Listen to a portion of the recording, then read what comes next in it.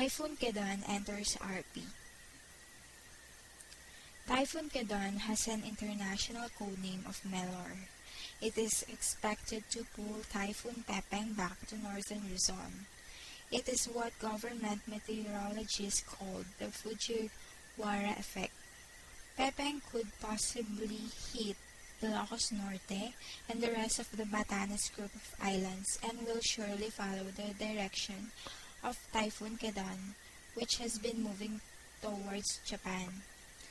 Typhoon Kedan has a maximum sustained winds of 195 km per hour and it has been spotted 600 km from the eastern side of the country.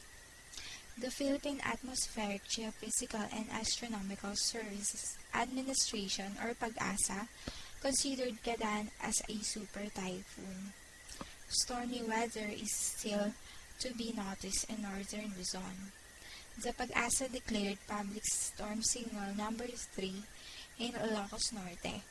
Under storm signal number 2 is placed in Ilocos Sur, Abra, Apayao, northern Cagayan, including Calayan and Babuyan group of islands, and Batanes group of islands, while La Union, Benguet, Mountain Province, Ifugao, Calina, and the rest of Cagayan are under storm signal number 1.